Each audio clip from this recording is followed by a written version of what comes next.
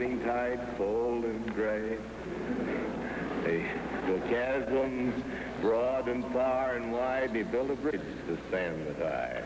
It's a wonderful thing. I knew you want to put that phone first. I really would like to. I like it as a builder, because that's what I think I am, not a promoter.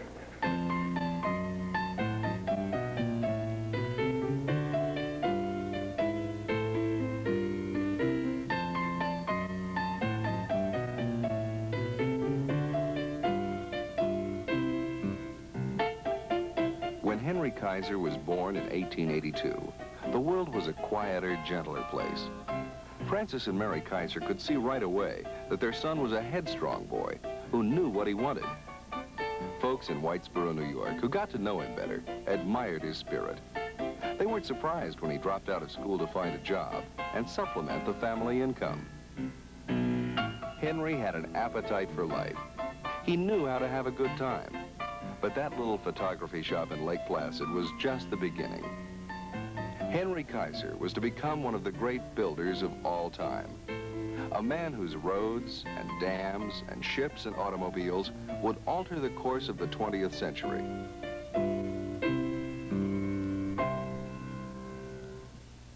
The year was 1907. Henry was married now to Bessie Fossberg, daughter of the prosperous Virginia lumberman Edgar Fossberg. He and Bessie headed west to Spokane, Washington, where Henry talked himself into a job as a salesman with a hardware sand and gravel company. There was a bunch of old silverware or stainless or something there. He got it all cleaned up and shined and got somebody to work on it and gave everybody the idea that we could only spend so much money getting into shape, and then we'd spend so much advertising, and then we'd spend so much selling, and here the stuff was sitting there and going to be a dead loss, so he turned it all into a profit. And each time he'd talk about any of those things, when you got to the sale of something and the sales of a product, he was in his element, because there's no doubt about it. He was a great salesman. Kaiser moved up in a hurry. It wasn't long before he was directing sand and gravel operations for road builders in the Pacific Northwest and British Columbia. In 1914, the year that Henry formed his first road paving company, construction methods were still crude. Crews worked with hand tools and horse or mule-drawn wagons. The most profitable job sites were remote. Conditions were tough. Henry would underbid everybody else on a job, then figure out a way to get it done without losing his shirt. He didn't make a lot of money in these early years, but he put an organization together. Basically, he was a Westerner. He thought like a Westerner. His progressiveness enabled him to forge ahead of the packs and do things that other people were discouraged to do or from trying to do, but he never was discouraged. He just went in there, we can do it, let's go do it. From the beginning, Henry showed a knack for improving equipment, for thinking ahead of a job. He cut the time it took to lay California Highway in half by hitching 5 scrapers to a diesel-powered tractor. Henry's first dam was at Philbrook in the High Sierra. There wasn't a mule on the site. Power shovels, mechanized dump trucks, and scrapers did the heavy work. Henry's efficiency astonished the construction world. He was swamped with offers of even bigger jobs. The Cuban Highway project was the biggest. The Kaiser organization was awarded this contract in 1927. $20 million for 200 miles of highway over 500 bridges. Well, Henry Kaiser loved adventure, and he coppered his risks. He was a smart enough contractor to know that the big risk is man hours, and the longer a job takes, the more you're going to run out of dough. So what he did was make big bets at the outset on facilities. And what Henry used to say was, what you need is facilities and movement of materials. Henry mobilized every experienced construction man he knew. He trained native workmen, found sources of aggregate and cement, put heavy equipment to work under the most primitive conditions. The building of that highway knit the country together, and I think that Henry Kaiser had a sense of achievement out of that. Cuba was the turning point. When Henry returned to the United States in 1930, he had a desk piled high with new possibilities. Hoover Dam was one of them. Winning the bid meant teaming up with W.A. Bechtel and a coalition of other contractors to form a combine called the Six Companies. Together, these men assembled a force of thousands of workers to dam the mighty Colorado River. Henry was the point man. That is to say, he was in charge of the job on the line in the canyon. That was where he had his first taste of laying really big money on facilities. They built what was the world's biggest concrete mixing plant ever made in order to do the pouring. And they poured enough concrete in a year and a half to build a highway from Los Angeles to Chicago. The dam stands more than 700 feet high. The dimensions of it beggared the imagination at the time. Hoover was completed some 28 months ahead of schedule. At the time, it was the biggest dam in the world. Much of the credit went to Henry Kaiser. After Hoover came Bonneville Dam on the Columbia River. At normal stage, the Columbia moved more water than the Colorado did at full flood. Few men were anxious to take it on, but Kaiser was willing. When Bonneville Dam was being built, he put his son Edgar and Clay Bedford, two youngsters, in charge of the project. And his partner said, well, I know, Henry, we know you believe in the young people, but my goodness, we didn't think you were going to give this to some school children. But anyway, those two young people went in and did a beautiful job and conquered the river when it just couldn't, there wasn't any such thing as can't. You had to do it, and they did it. Upstream from Bonneville, Grand Coulee Dam was next. Almost a mile long by the time it was finished, Grand Coulee required twice as much concrete as Hoover. With thousands of workers on the payroll, Kaiser had responsibility for housing, feeding, and providing health care for his men and their families. As an employer negotiating with unions, he, first of all, was a non-union man in his early construction days. But once he recognized that when he was working for Uncle Sam, he had to negotiate with unions, he turned his policy 180 degrees around and went aggressively out and took on the unions. He always drove hard bargains with them, but he always leveled with them. And the union leaders all loved him. They loved to sit down and tangle with him because they knew he was on the level. He was a very hard driver. He would work on you to get his point over, and if you were stubborn, why, he'd get mad. But if you were saying, well, I don't know, Mr. Kaiser, but I just like to think about that, why, then he'd keep working on you to convince you, trying to get you to say yes to his idea. But he'd take you right up to the brink of the edge of the cliff, but he would never take you off of that cliff until everybody was set. And if everybody was set, why, then we'd go. In 1939, the world went to war. In response to Great Britain's desperate plea for merchant ships, the Six Companies, with Henry Kaiser as sponsor, went to work. The hardcore of the new shipbuilding force were the workers from Grand Coulee.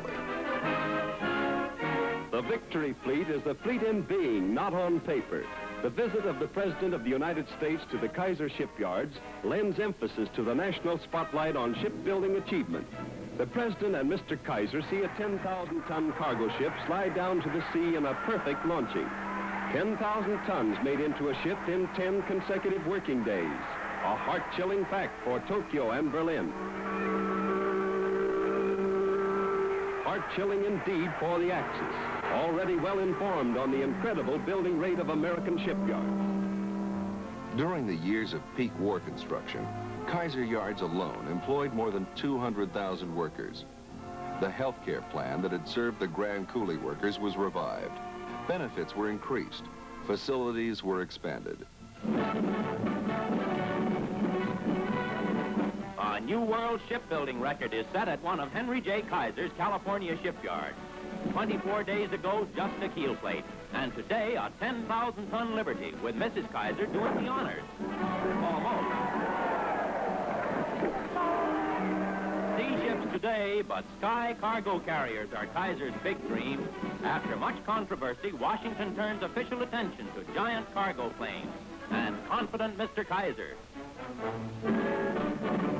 Mr. Kaiser was a man built, like a Galento. Do you remember Tony Galento, the heavyweight fighter? Well, he wasn't fat, but he was just big.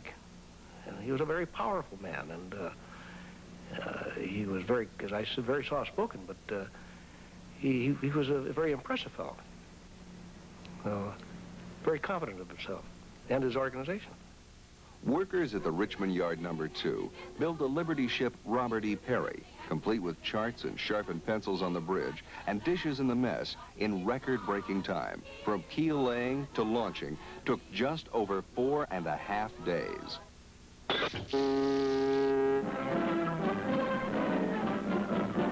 And here's the man who builds them in record time, Henry J. Kaiser, with a model to show how it's done.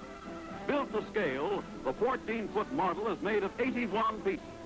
With the real thing, great ship sections are lifted and welded together exactly like this. New and quicker ways to make ships, to bring the war to an end in less time and at less cost. This model is a replica of the Liberty ship, which we built in 4.5 days, and we expect to build many more of them in a shorter time. Henry was the win-the-war industrialist, and he was already building ships at a fast clip when the auto companies were still putting chromium on their bumpers in 1942. He got great play in the press as the hero who was showing American industry what kind of job they had to do, taking the war seriously. And this was, of course, of considerable embarrassment to other industrial leaders in the country. They didn't like Henry Kaiser held up to them as an example of how they ought to behave. And then Henry himself, I must say, enjoyed the feedback he got from the public. He loved the role of being something of a popular hero. He loved the role of being the Paul Bunyan of American industry in the Second World War. If you want to build a byway, a subway, or... Kaiser companies produced millions of tons of sand and gravel, bulk cement, lightweight magnesium metal for aircraft parts, magnesium goop for bombs, artillery shells, and steel ingot. But if the job's impossible, he takes a little longer. He can build... From Kaiser drawing boards came plans for an amazing flying wing cargo plane designed to combat the enemy submarine menace. Oh, Henry Kaiser. Henry Kaiser.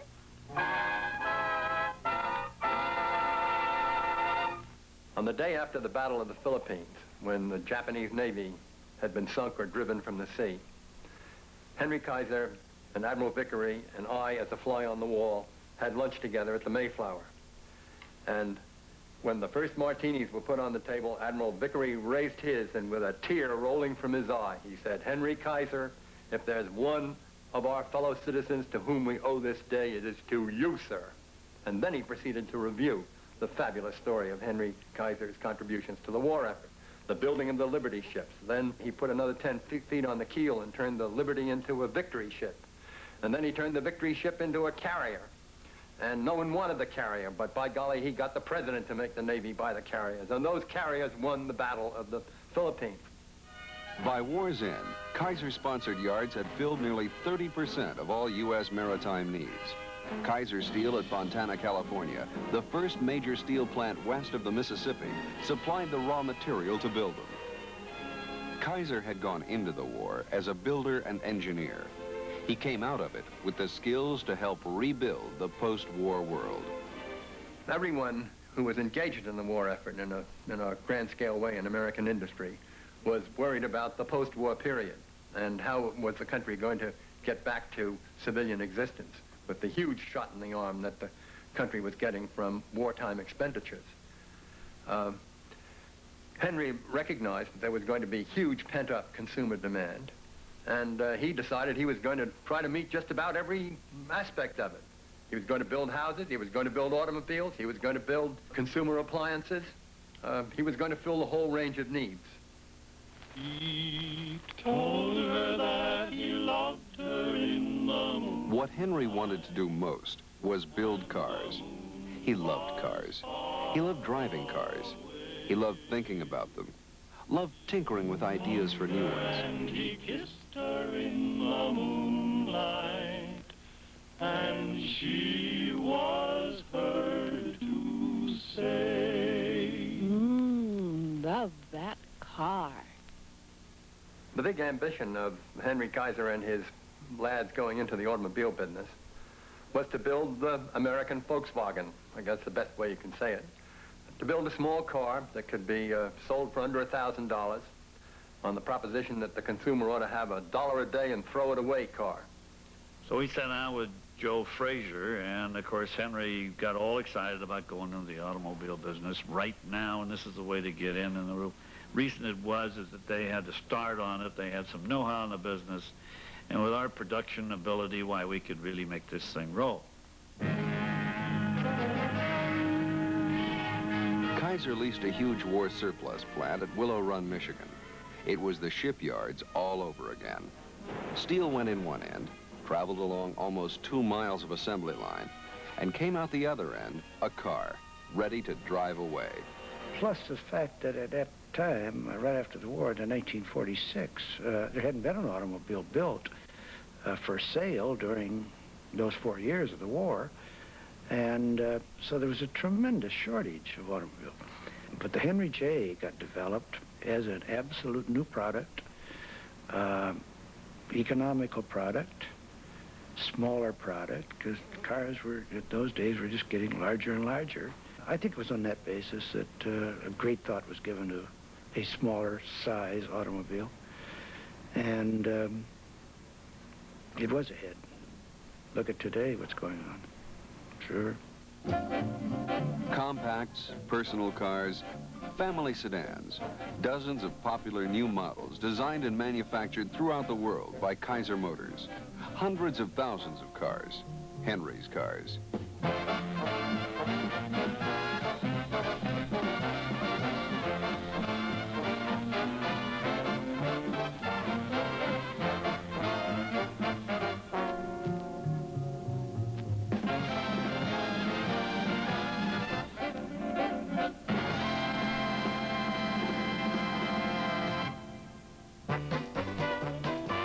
Most people doodle with a pencil on paper.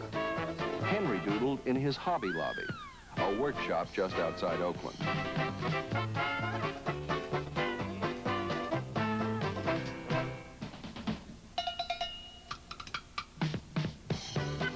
In Emeryville, as he got on toward visualizing the post-war world in 3 dimensions, Henry set up a lab where, when he had a brainstorm in the morning, he had to see the thing mocked up by evening.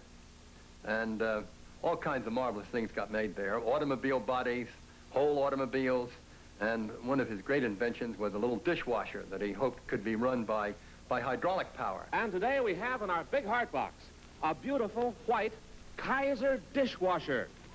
In 10 minutes, it'll have your dishes and silver sparkling clean and ready to put away. If dishes were wishes, you know what we'd do. We'd wash all your wishes and dry them for you. We'd put a new Kaiser to work in your home. If dishes were wishes, we'd wash them for you. And dry them, too. So we built these things, and we tried them out in various markets, and we had a spotty success record with it.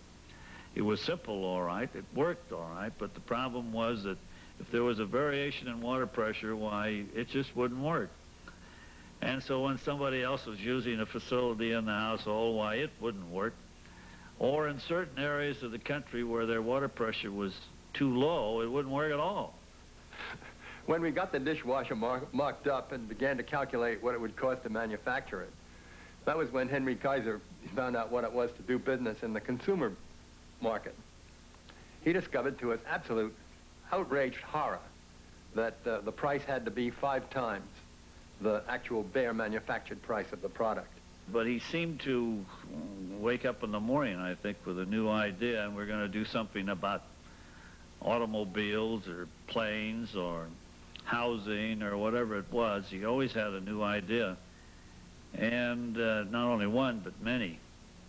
So many of his ideas didn't work out, but we had to prove them out. They're unprove them, I guess we should say. But he was an idea man, the like of which I've never met. Oh, I'm not sure I can tell the floating cement story. That you achieve floating concrete by mixing it with a very lightweight material, and it will float. But he was always investigating new materials. In fact, at one point, he wanted to make insulated wallboard by putting popcorn between the walls, because popcorn would be a good insulator. He was, say, 40 years old at the time of Boulder Dam. He was 60 at the time of, 64 at the time of Kaiser Aluminum. And he was in full force on Kaiser Aluminum until a few years before his death. So he went into a new industry that had never been competitive worldwide at the age of 64. So I think at the age of, if he was the age of 40 now, he'd be perfectly adaptable to commercial and industrial activity today.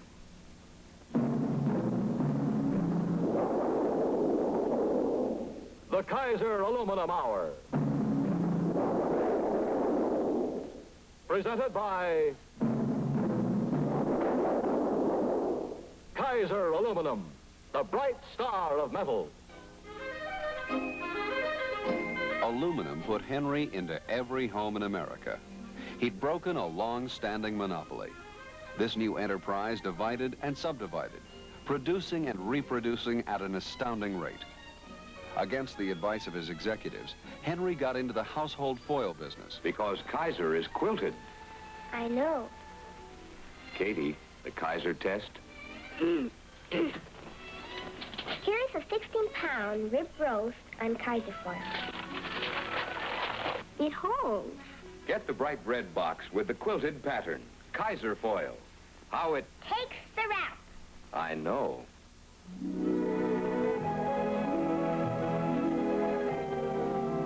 Is it unkind to show these scenes in winter?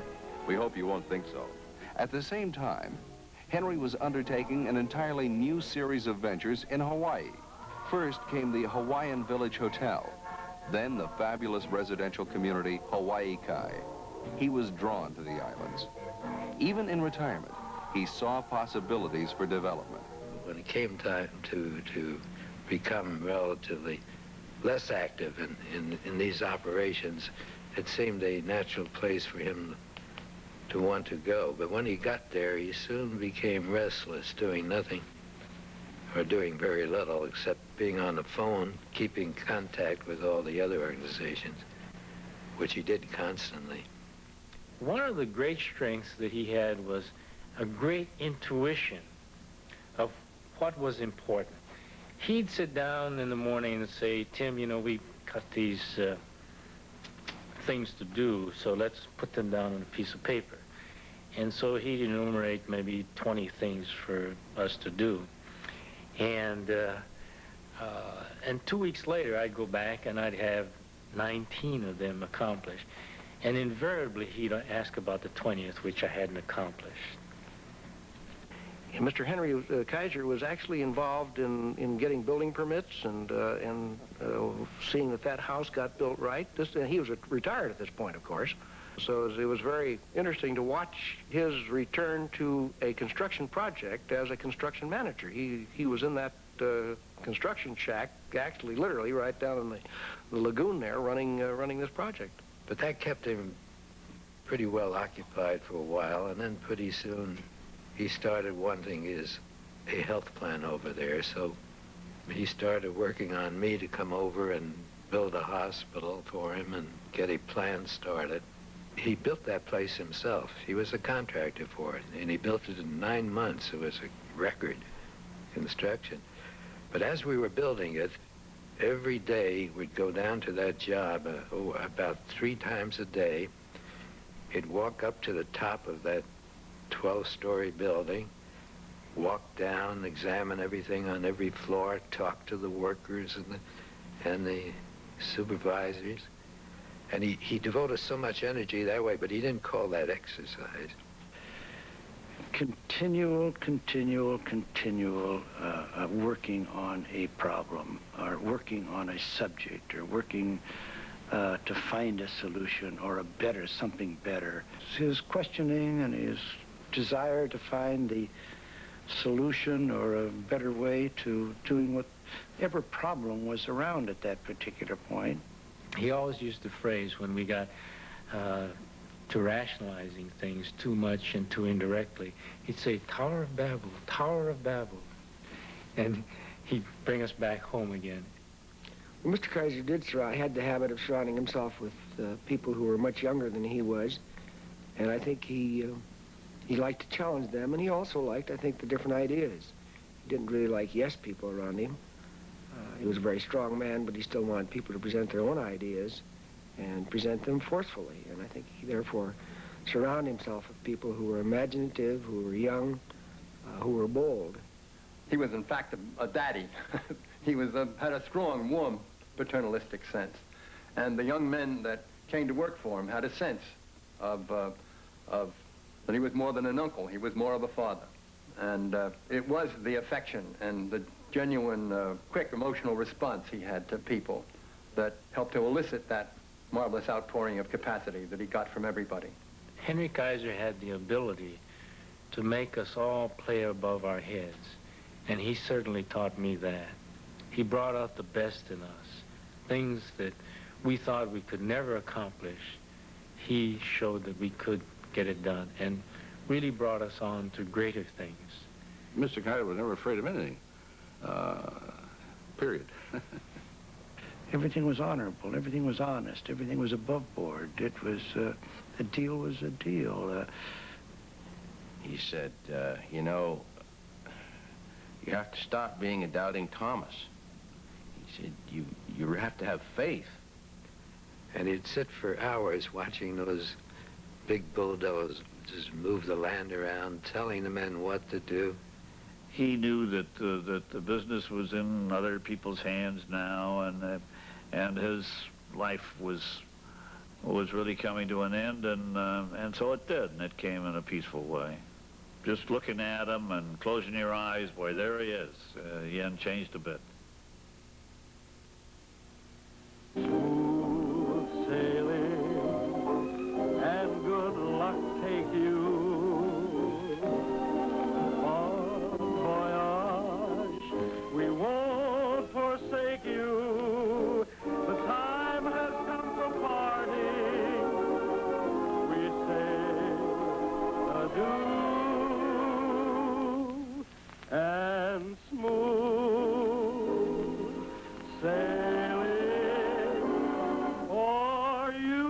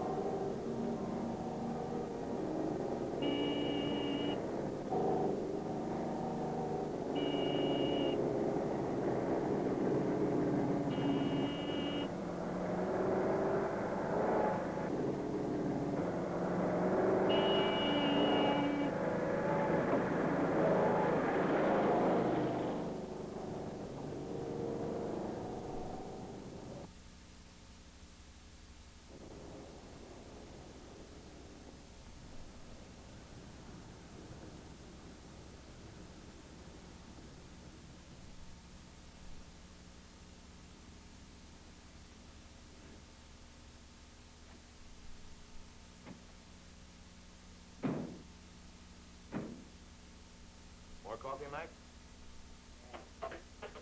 About a half a cup, Eddie. We're gonna get that heap of mine rolling pretty quick. You got a good night for it.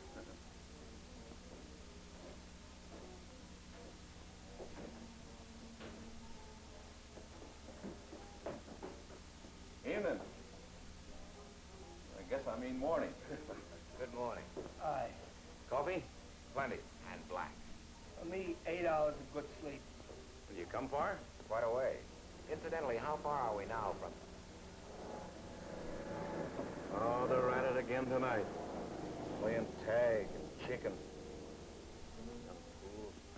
Tag? Chicken? What do you mean? With cars, they play games.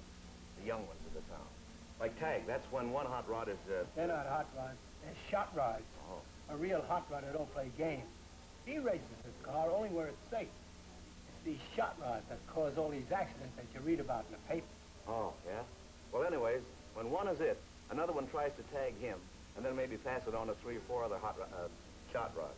And chicken is like when two cars are coming head-on together. Well, the first one to steer off, that driver's chicken. He's afraid, he's a coward. They got a lot of other games they play, too, like Ride Off, Clip Me, and B&B. That means bumper to bumper. It's a wonder any of them ever lived through it. It's a wonder I lived through it. None of us want this run anymore on account of those, what'd you call them? Shot rods. I got these gray hairs trying to keep my rig from smashing them into junk. Can't the police do anything about it? Oh, they try, sure, but the state police can't be everywhere, and the city police ain't allowed to patrol out this far. And besides, a lot of these youngsters have got parents with influence. How's the coffee, okay? Fine. Well, anyways, I don't suppose they mean any harm. Bunch of young bucks trying to blow off steam. Oh, blowing off steam, huh? I'd like to blow them off the highway. Drivers like that makes it tough for us guys. Yeah. They're what we call second-rate drivers. If they weren't, they wouldn't drive like that. We have a saying in our business, the only good drivers are old drivers. If they weren't good, they wouldn't live to be old. Oh, I don't know. A lot of kids around this town are good drivers, and they... Say, I've seen your picture in the paper recently. Yeah, sure, you're, He's Duke Marshall, the world's greatest racing driver. Oh. Me, I'm Angelo Murillo, the world's greatest mechanic. Right, Duke? Half right, Angelo. I'm sure you're the world's greatest mechanic. I knew your face looked familiar. Duke Marshall, huh? Mm-hmm. You're going to be in the fairground races, aren't you? That's right. Pleased to meet you, Duke. Seen you race up in Kansas City once. Real good. Thanks. There's a couple of them now.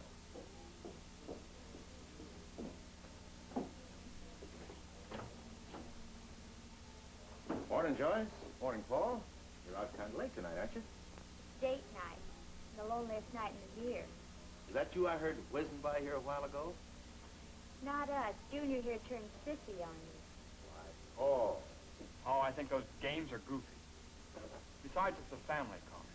When Dad taught me how to drive, he said I should remember that the other guy... He didn't say anything like the kids at school are going to say when they hear about it. Especially Walden Linda. Linda Ellsworth? Is she out on the highway tonight, too? She's the lucky one. She's out with Walt in that real cool car of his. Me, I get old Aunt Agnes here. Now, look here, Joyce.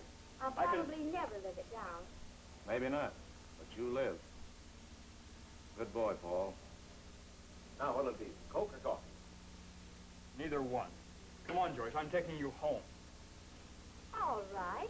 It's as good a way as any to end a dull evening, Mr. Eaton. Thanks, Eddie.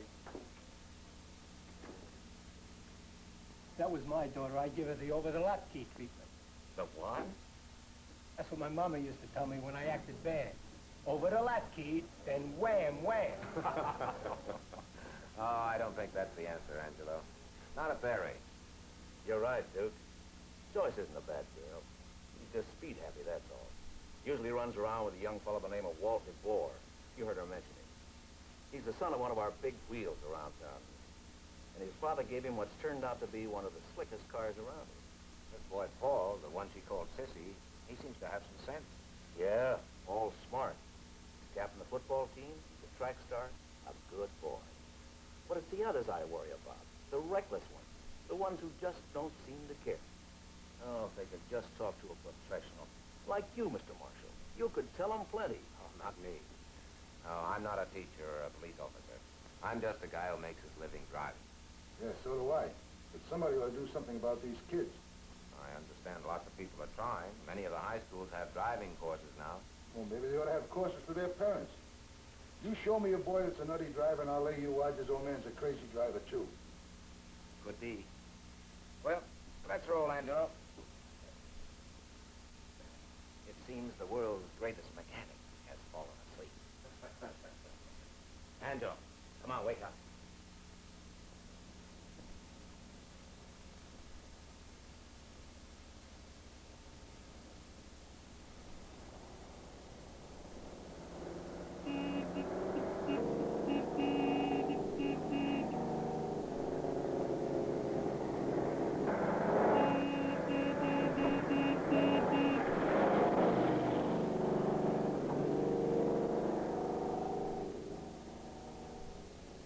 That does it, Angelo. Stay with the trailer. I'll be right back.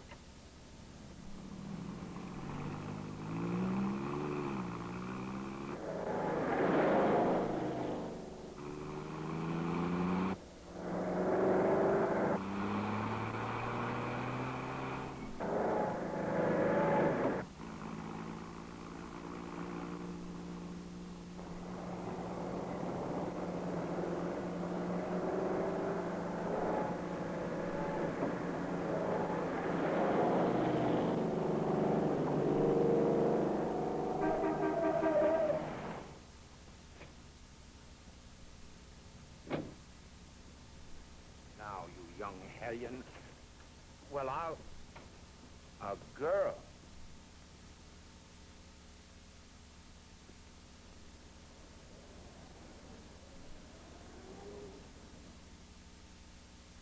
Yeah, it seems to me, Marshal, that's the name, isn't it? You're making a big to-do over nothing. It obviously was an accident. My son Walter, and for that matter, Ellsworth's daughter Linda, are not vicious criminals, as you seem to imply. I implied nothing of the kind. They're just high-spirited youngsters, the same as you were, I imagine, when you were young. My high spirit, Mr. DeVore, never led me to use a powerful automobile as a potential weapon of death. Your son admitted that he was giving Linda a lesson in cuddle, a charming little game the young people of this town seem to find amusing. My son is an excellent driver. I taught him how to drive myself. Yes, I sort of thought you. What do you mean by that? What do you want us to do, Mr. Marshal? You're worried about your racer. We'll pay for the damage on that. You will, Mr. DeVore? That race car is worth $25,000. Still prepared to pay? You might have had to, plus funeral expenses for your son. And for Linda, Mr. Ellsworth. No, gentlemen, it's not good enough, this fast talk about high-spirited youngsters. And I'm not sure this crazy driving is wholly their fault. I think part of it is yours and a lot of other parents. It's your responsibility to make sure that your children drive safe, for their own good as well as to protect others. But instead of giving them the guidance they need, you shrug the whole thing off as unimportant teenage growing pains. Now, see here, Marshal. It isn't my business to start a crusade. But somebody's got to try to stop the sort of thing that happened here last night. And we, gentlemen, are going to make a try. What do you mean, we? I said we. Because if I don't get your cooperation, I'm going to bring criminal charges against both of you for contributing to the delinquency of minors.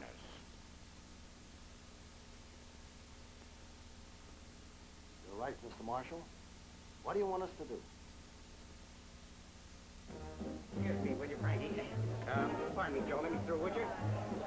Nellie, let me through. Thank you. What started this hassle anyway, Walt? Your father called mine, and I got the very... Don't let it worry you. Linda here just picked the wrong car to cut off, that's all. Well, you told me to do it, Walt DeVore. And my father told me that if I didn't go to this meeting or whatever it is, he'd never let me drive the car again. Listen, Walt, you better explain why all of us are on the beef list. Let me fill it up. Relax, don't race it. It's all very simple. Linda and I were out on 32 the other night like a lot of you were. I was teaching her how to drive. We rode off a car. Just happened to be Duke Marshall, the big shot race driver. How did he catch you? Wrote it down. Rode you down? Don't forget, Duke Marshall is a professional. So the large wheel threw his weight around. Anyway, it made a lot of noise. So our folks have been notified, and we're supposed to go to the fairgrounds this afternoon and get a nice, big, fat lecture from Preacher Marshall. Are you going, Walt? Why not? It'll give us a chance to get a real close look at that race car of his. It's a Hollingsworth special, a real sprint job. If Walt goes, I will. Hey, that's right.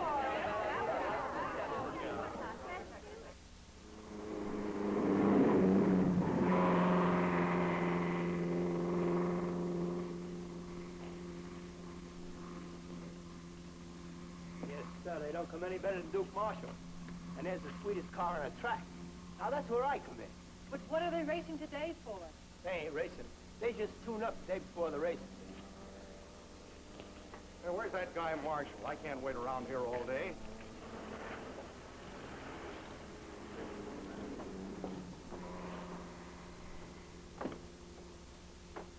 I hope you make this brief, Marshal. I've got to get back to my office. And I hope you take just as much time as you need, Mr. Marshall. What I have to say won't take very long. And I especially want you to listen. All right, come on. Let's get on with it. Hi, kids. Hi. Sorry I'm a few minutes late. I had to stop in town to pick up this. Well, how do you like it? Gee, it's a real beauty. You're probably expecting a lecture from me, so you're going to be disappointed. I'm not a lecturer. I'm a professional racer, a guy who makes his living driving cars. So, maybe I know a few things about wheeling the car that you'd like to hear about. Our teacher must have studied psychology. Let's face it, almost anybody can drive a car. And it doesn't take any intelligence to drive a car fast, just fast. Fact is, you could probably train a chimpanzee to sit in this racer and hold the accelerator down to the floorboard. That's the reason you're so good, Duke?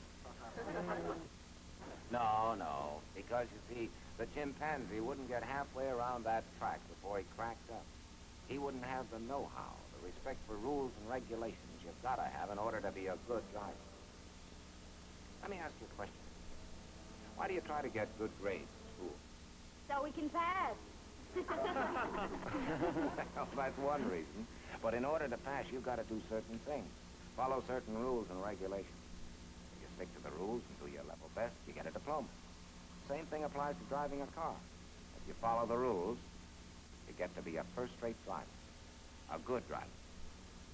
If you don't, you're just a show-off. And it doesn't make any difference whether you're 17 or 47.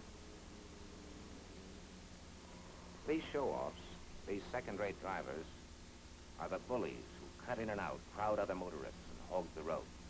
In fact, you can figure any reckless, heedless, speeding show-off of a driver as a second-rate punk. Out there, we don't have much trouble weeding out the punks. They do it for themselves. If they don't abide by the rules, they get disqualified. Sometimes they disqualify themselves from living. Did any of you ever pull a person out of a real bad auto wreck and see the splinters of bone sticking through the flesh of the legs and arms? Listen to the shrieks of pain that come from a face that's been smashed to a pulp?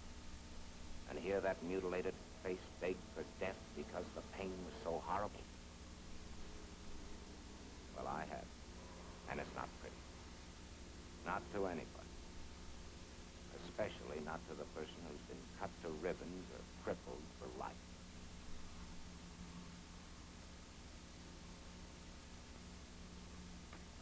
Come on over here a minute.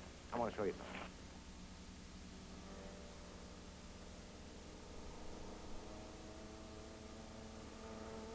The people who make modern automobiles have done everything possible to protect us in case of accident. Even going so far as to provide a pop-out windshield. Your head will never go through that. In a bad accident, it's designed to pop out in one piece. Say, that really is something. What a beautiful padded instrument panel. It's not only beautiful, it's safe. That safety cushion and the recessed instruments are built to protect front seat passengers. Hey, Duke, the brake's on the wrong side. On the right side. For the right hand. In that position, the fellow sitting beside you can grab it, too. Hey, I wonder why the front seat is slanted so much. Yeah, it is tilted back, isn't it? Oh, I get it. In case of an accident, there's less chance of you being thrown forward. Sure, you remember what we learned about inertia in physics? That's right, just like an airplane seat. Now, this car also... All right, Marshal. But what's all this leading up to? The point is, Mr. DeVore, that even with the world's safest front seat, it's the nut that holds the steering wheel causes accidents. Nice going, That's Duke. right, I never thought of that. I only have a couple of nuts I know. I don't think there's anybody here who would ever willfully want to cause an accident or endanger anybody's life. And I suppose I could ask you all to say that you try to drive more carefully because, well, because you want to be a top-notcher in driving instead of a show-off, a punk. But I've got a better deal. Here comes the gimmick. Gimmick, Walt? Maybe. But it might mean the difference between your being alive 6 months from now or buried under 6 feet of heavy dirt. Now, I have here some good driver agreements that are part of a safety campaign. I'll have Angelo pass them around among you so you can see them. You'll notice that there are 2 kinds. A man-to-man agreement for you young fellows and your dads, and a dad-to-daughter agreement for you young ladies and your father. You mean we have to sign one of these? No, you don't have to. But signing it proves that you're mature enough to make a decision. The decision that your life is worth more than a couple of thrills. Is this pledge idea something new? I should say not. Thousands of young drivers have signed. And each signer gets a card certifying that he's a member of this group of good drivers. That's a pretty good idea. Sounds good to me, too. Fine. I've never heard of anyone breaking this pact, but of course your pledge is only as good as your word of honor. Well, what about it? This is okay, Duke. Sounds good to me. I'm for it. Come on. Yeah, I'm glad you like it. Here's the line you sign on right there. And you know where? All right, Walt. Go and sign the fool thing and let's get it over with. All the nonsensical things I ever... Well, it's his, honey. Look, Walt's a good driver now. He doesn't need anything like that. Paul, are you going to take one home? Sure am. How about you? I don't have to. My dad's right here. Let me have your pen for me. Honey, I'm proud of you. Oh, I feel pretty good about it, too.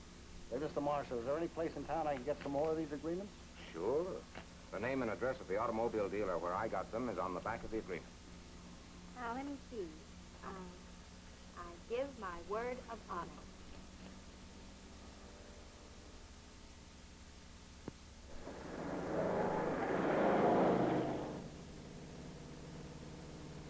Now we can start having some fun again, Joyce. That big noise Duke Marshall's left. Ever since that business of signing agreements, everybody in town's turned chicken. All that word of honor stuff. He was awfully nice in a way. And he did win the big race. Yeah, by speeding like he told us not to. Big deal. Oh, well, everybody will forget all about it now. Sister, I already have. Even my father said the whole thing, agreements and everything, was a lot of malarkey. Just to show you what I think of this thing.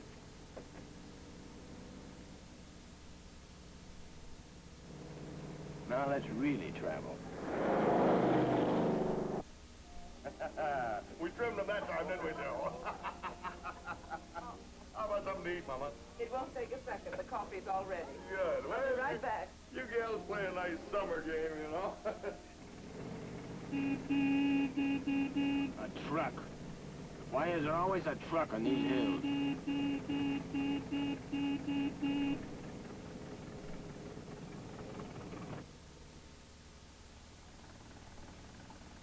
Can't you hurry a little bit, John? It's after 10 and the children should have been in bed long ago.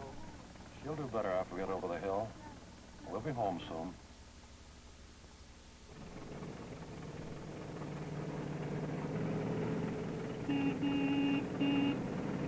That road hog of a truck. It'll take him hours to climb this hill. I'm going around. Whoa, be careful.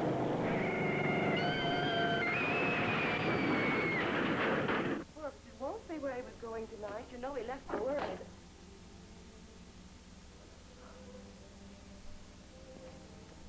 All of a sudden, the strangest feeling came over me. Oh, I wonder if Walter's all right. It's just that I worry so about him with that fast car.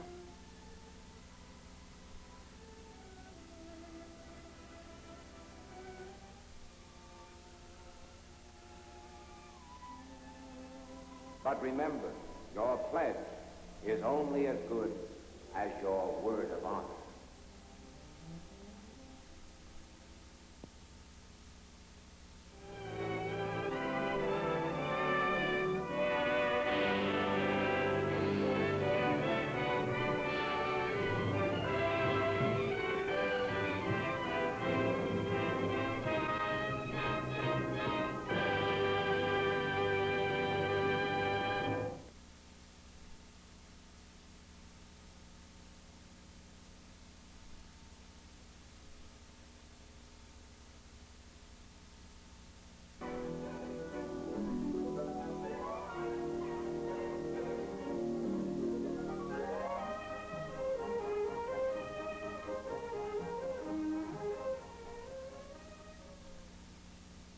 Let's start right here.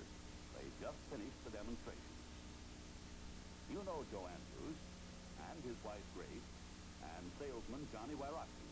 Here's what happened that day right after the ride. Mr. Hardigan, I'm Joe Andrews. How do you do? My wife's brother bought a few cars from you boys in the past few years and spoke well of it. Claims it's the best service in town. Well, we try anyway, Mr. Andrews. That salesman of yours is something. I'm a salesman too, you know. He called me about a week ago and asked me to take a look at the new Henry J. I told him the Chevy was holding up fine. You see, Joe Andrews recognized a good job of selling when he saw one. He knew there was no magic in it, but there were a few simple steps that Johnny followed. First, that phone call he made to Joe Andrews at his office. Yeah? This is Joe Andrews. Hello, Mr. Andrews. This is Johnny Wyrocki of Robotica Kaiser Frazer Sales and Service. I hope I'm not disturbing you, Mr. Andrews, and if I am, I'd rather call some other time. I am kind of busy, but go ahead. Fine. If you're free for 1 minute, I'd like to offer you an invitation to ride in the new Henry J. Corsair. Our new models have just come in. You've probably seen one of our ads. Well, yes, but I'm satisfied with my old bus. Just had it fixed up, and I think I'll hang on to it for a while. Yes, Mr. Andrews, I know you're driving a Chevrolet, and we're not here to knock another fellow's product. I do know, though, that you've seen plenty of Henry J's on the road, and I'll bet you've said to yourself many times, I wonder what it's like to drive one. Well, yes, I've wondered how they'd compare, but, I'd like to give you a chance one any time you say the word. Better still, Mr. Andrews, if you have a few minutes free, I'll drive right over now. No, I'm busy now. Would you be able to spare me a half hour later today? Yeah, 1 o'clock will be okay. Fine, Mr. Andrews. 1 o'clock at your office. No magic in that, was there? But Johnny doesn't get a prospect to accept a demonstration every time, or even every third time. But he makes a lot of calls, and his percentage runs 2 demonstrations for every 10 calls. It really pays off. Why did he happen to call Joe Andrews? Because the registration files, where Johnny gets many of his leads, showed that Mr. Andrews owned a 1948 Chevrolet. Johnny knows that the only way for him to sell a lot of cars is to contact a lot of people, and the quickest way to do it is by telephone. That phone call, however, is only the first step. Now, let's follow the demonstration ride itself. Johnny checked over the demonstrator himself before he left the shop. He wants that car in perfect shape every time. This Andrews was a busy man, all right, but he's Johnny's guest for the next 30 minutes. Andrews has already commented about the unusually fine road visibility of the Henry J's. Let's take up Johnny. I'm glad you noticed that, Mr. Andrews. That's one of the features we're proudest of. We've achieved all this road visibility through careful engineering. There are some other new things you'll be interested in. Things like these new type instruments.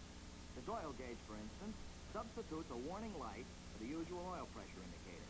You might not notice a needle indicating low oil pressure, but you can't miss the warning when this red light flashes on. Well, now that makes sense.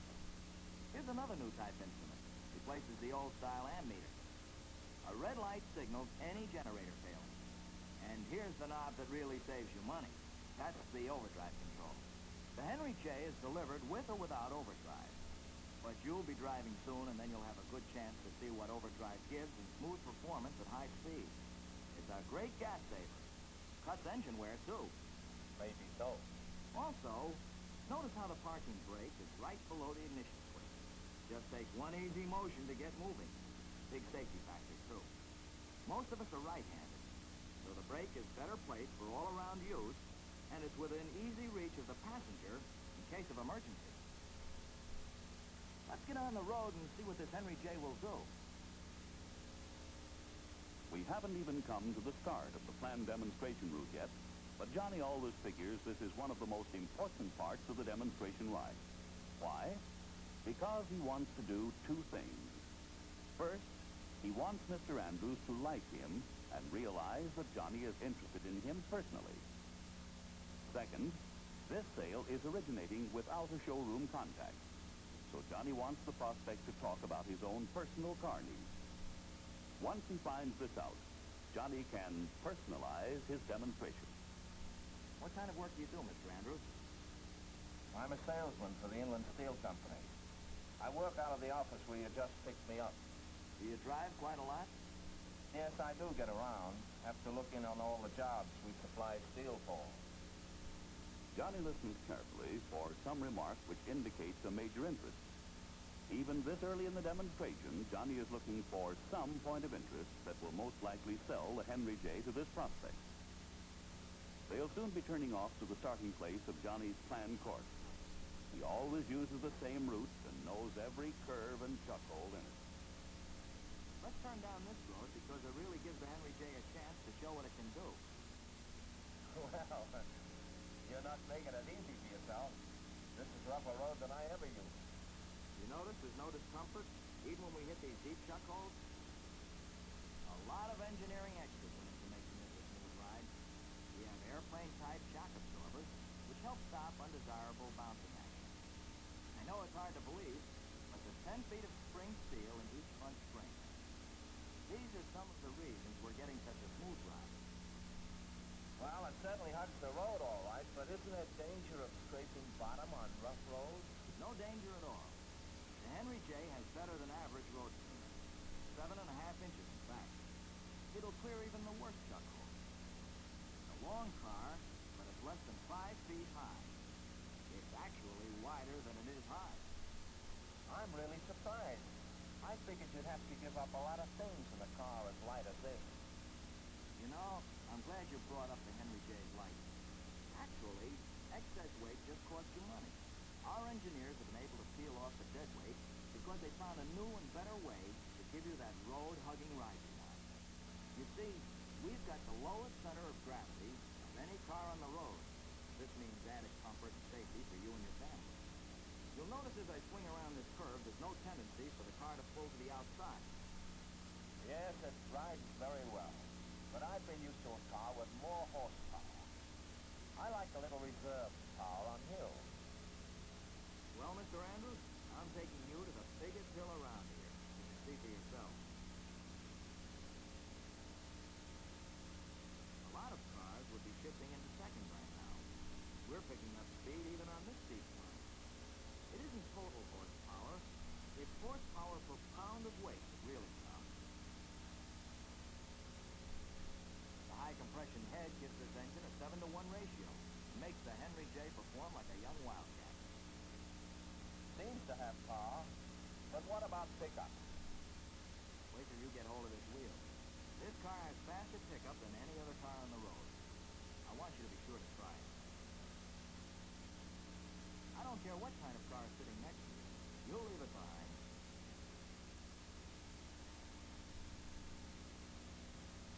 Nice country out this way, isn't it? Sure is. Say, why don't you take over now and drive right back the way we've come so you can see for yourself how well the car handles.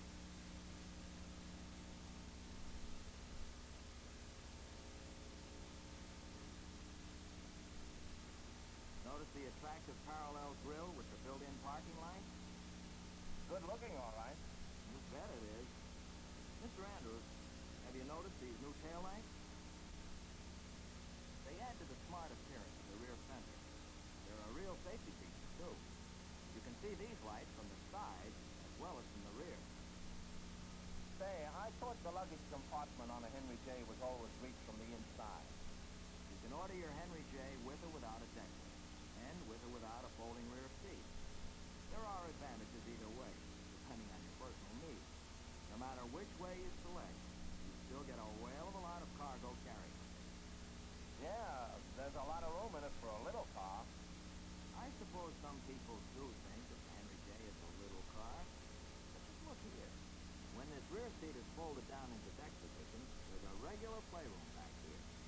A lot of people use this space to let their children play or rest during a long trip.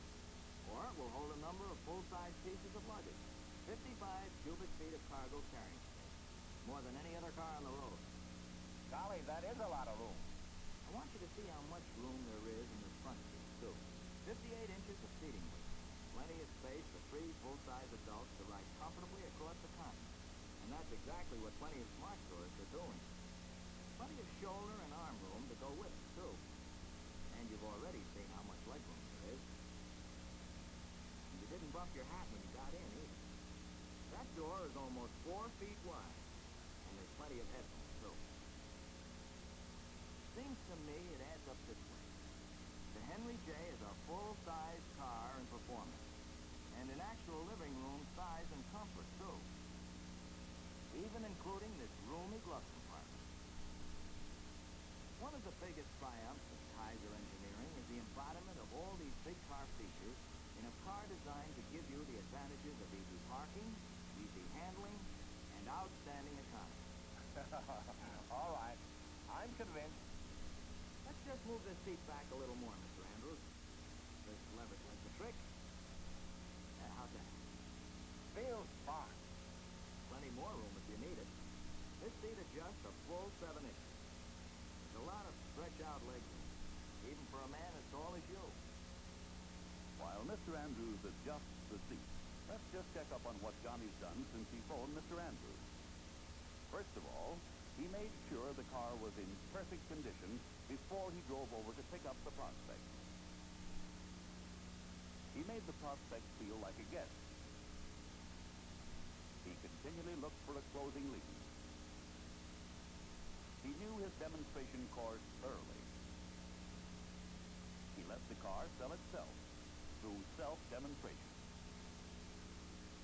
He even turned the question of the size of the car into a plus factor by pointing out the living room. But let's see how Mr. Andrews likes driving the Henry J. I see you started the car like an owner. You don't have to learn a lot of new tricks to drive a Henry J. Say, that handbrake is convenient. Just drive it your way, Mr. Andrews.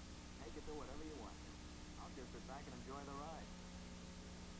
Now's a good time to try the pickup for myself. Really takes off. The car's fine, all right. I'll grant you that. There's one thing you'll have to admit, though. And I've been thinking about it ever since I got into this car. Really now. Aren't those mileage claims you people make in your ads a little wild? No, sir. If it's economy you want, Mr. Andrews, this is the right car. Now, we've come over 10 miles since we turned off the main road. And look, we've traveled all of those tough miles on less than a thin dime's worth of gas. About a penny a mile. Why, it would cost you only $9 to drive from New York to Chicago. Well, I get good mileage. About 18 miles per gallon, I'd say. Well, it isn't bad, but it isn't a penny a mile either. Our local owners are the best people to tell you about Henry J. mileage. Doc Lawrence lives right in your neighborhood, doesn't he? Sure, next street over. I want to show you a card he sent me last summer when he went to Yellowstone Park on vacation. It's at the office. We'll stop there and I'll show it to you. Doc would be glad to talk to you, too, I know that. Say, are we pretty close to where you live right now? Yeah, right down the street. Why don't we just stop by and pick up your wife? You might like to ride on downtown to the showroom with you.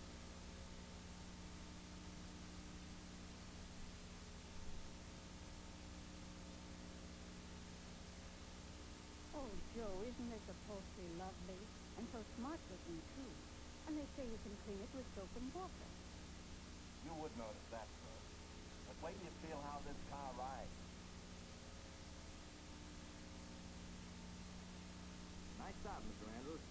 But the brakes should get part of the credit. The size of the brakes are engineered by the weight of the car. When you these brakes, you'll really stop. The space is there. It's a good thing. There's Alpha Motors now.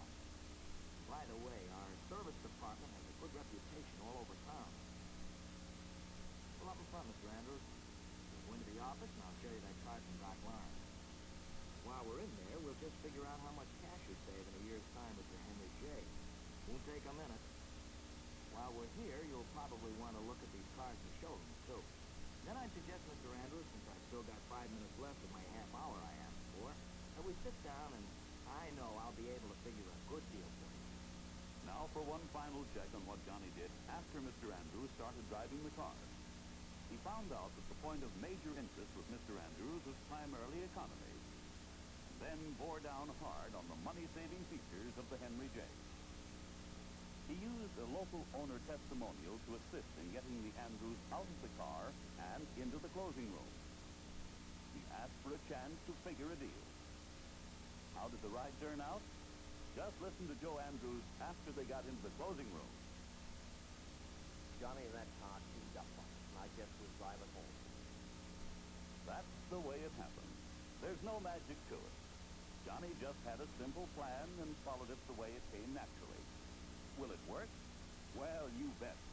It's working right now for KF salesmen across the country, and they're averaging 1 sale out of every 7 demonstrations. You can do it, too.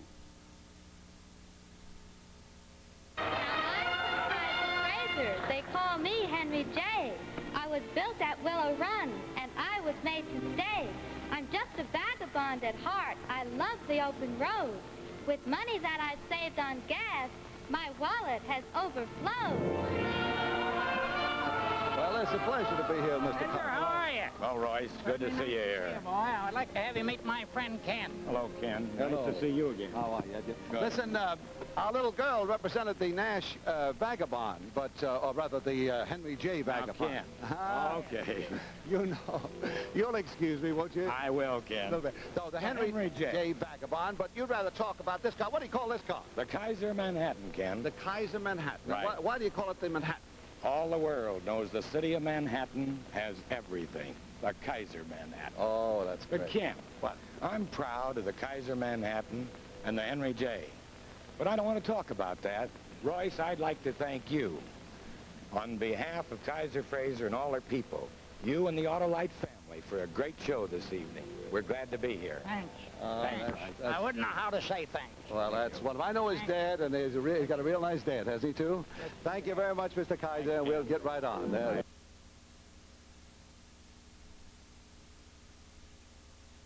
Now, Mr. Edgar Kaiser, president of Kaiser Frazer, is ready to show off a dragon.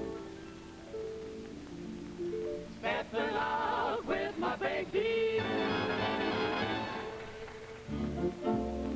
It's the fabulous hardtop Kaiser Dragon, a superb example of fine craftsmanship to top all luxury cars. Of course, it has all of Kaiser's many exclusive new safety features, such as the fully padded instrument panel and the huge safety-mounted windshield that's designed to push out in one piece under severe impact. But that's only part of the Dragon story, because this magnificent car was specially designed and handcrafted to compete with Europe's finest at the international auto shows this summer in Europe. And Kaiser Frazer certainly knows how to win prizes. After all, the Kaiser has already won more styling and beauty awards than any other American car today. Yes, from the sensational new bamboo vinyl padded top to the ultra-luxurious interior upholstery of rich Laguna fabric, this new Kaiser Dragon is built for those who demand the finest. And as a crowning touch, there's a gold-plated plaque on the instrument panel on which the proud owner's name will be engraved. Just an added touch of distinction to an already distinctive automobile.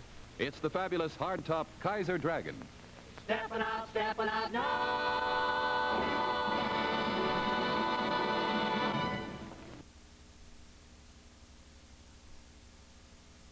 Our next guest, Roy, is from your hometown, so wouldn't you like to introduce him? He's from Toledo. Happy to, Irene. Here's my friend Edgar Kaiser, president of the Kaiser Willys. He can tell you all about the great Willys. Well, Roy, telling you all about the new Willys would take a little time. But first, we'd like to thank you and the Autolite family for the privilege of participating with you this evening. And now about that Willys, we'd like you, Irene, and our guests, yours, Roy, and you, to hear the most important points as we observe a very observing miss. And so, Mr. Edgar Kaiser, president of Kaiser Willys, presents Roxanne and the Willys Custom Eagle for 1954.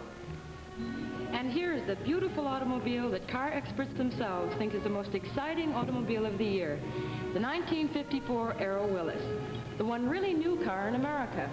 You can see all four fenders from the driver's seat, and you can go around turns without that uncomfortable sway and roll. And tests prove with overdrive that you can cover up to 500 miles on a single tank of gas. But the big news this year on Aero Willys is right here under the stylish sloping hood. More power, 27% more power.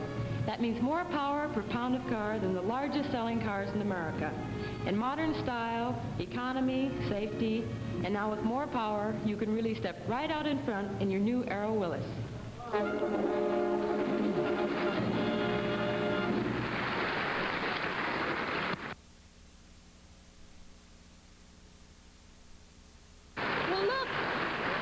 Edgar Kaiser back again. Do you have another member of your family, Edgar? That Penny's back again. Yes. Do you have another member? The Kaiser automobile. Just plain Kaiser. And much more important and much more attractive Kaiser than I. And here it is. Good. So, Mr. Edgar Kaiser, president of Kaiser Willys, presents Miss Ann with the Kaiser Manhattan. Kaiser. Oh, there's a big change in styling. From the new jet air scoop grille and teardrop headlights back to the huge new wraparound rear window and safety glow fender lights. They outline the fenders for greater safety at night. And there is a new change in power, too. A change to new power on demand. You see, the revolutionary new engine in the new 54 Kaiser Manhattan is really like two engines in one. For normal driving, you get Kaiser's famous money-saving economy. But when you need that burst of extra power and energy to pass a car to go zooming up a hill, it's yours on demand. So be sure that you see the new car with the big changes, the new super-powered 54 Kaiser. Oh, what power, what beauty, what a car.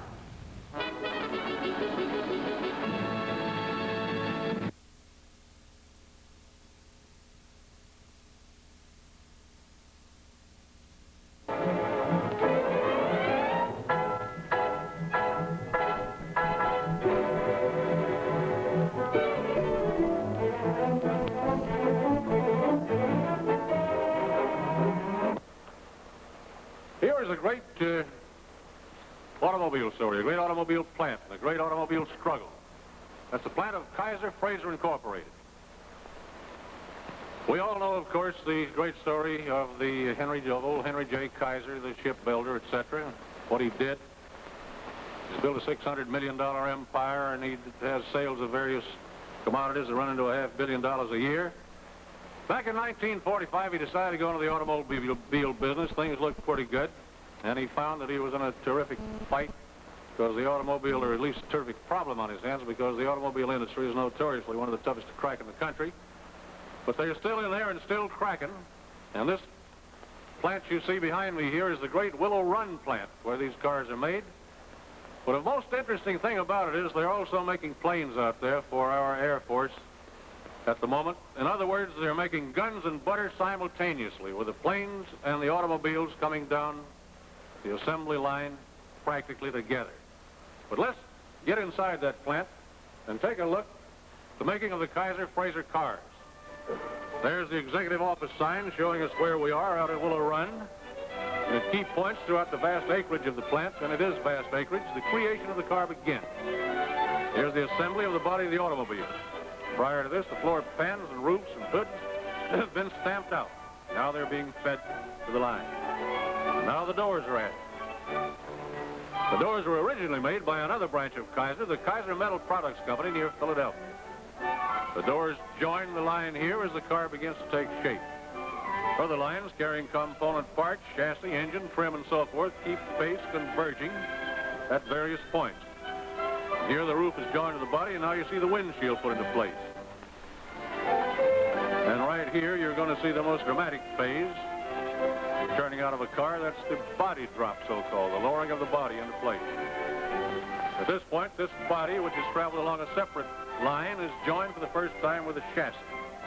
By now, the chassis contains the four wheels, the engine, the steering column, and other basic equipment. Here's the front of the car coming down. It, too, has been traveling its own private line until it joins the main line here. Kaiser Frazer is the only auto plant, where bodies are stamped, shaped, assembled, upholstered, painted, and trimmed under one roof. A total of 84 presses, ranging up to 1,500 tons capacity, that stamp the body, roof, and floor panels that feed the body fabricating lines. And so, from this 4 million square foot factory have rolled more than 700,000 of the cars turned out by this company since 1946. Now, the president of this operation is a distinguished gentleman indeed. He's one of the sons of old Henry J. Edgar F. Kaiser. You know, in all the history of business, and as a matter of fact, the history of the arts, almost nowhere has a great son turned out a great father. This happens to be one exception, and I'm saying this at the risk of embarrassing the gentleman. Edgar Kaiser is 43 years old. Alumnus of the University of California, class of 1929. He was turned out an engineer and worked first on the great dams and other projects of the Kaiser enterprises. But when his daddy got into this tough automobile business, he moved him in as general manager of Kaiser Frazer in 1936. He became president in 1949, and now let's go over and meet him. May I present, ladies and gentlemen, Mr. Edgar F. Kaiser, president of Kaiser Frazer Incorporated. Thank you, Bill. How did Kaiser Frazer get started? Whose idea was it, and why did your daddy decide to go into that business? Well, you know, Bill, there's one thing I want to say first. You said that a great son turned out a great father. If my father's listening tonight, he's going to love that, because he says he's the young man in the business and we're the old men. Well, he's a grand gentleman, and I have met him, and I met your sainted mother, too, and I'm glad to see that he survived this accident out in Tahoe Lake, the job they tried to do on him in recent days. Well, in answer to your question, Bill, at the end of the war, we had an organization of some 300,000 people. And in that organization, a lot of young men had taken supervisory responsibilities. And my father felt two things. He felt first that a workload should be created for those people, those supervisory people and all the people that could, who had made such a contribution. And he's always had a burning desire to make a contribution in the field of transportation. Well, now you've had tremendous problems. We've had problems. You've had problems of procuring material, right? That's right. You've had problems of trying to crash the market with volume sales. That's right. Why is... Explain a little of that particular difficulty. When we started Kaiser Frazer, it was just after the war, and everyone felt at that time that critical materials would be running out of our ears. Lots of steel, lots of aluminum, all those things. Within 6 months, the whole picture had changed.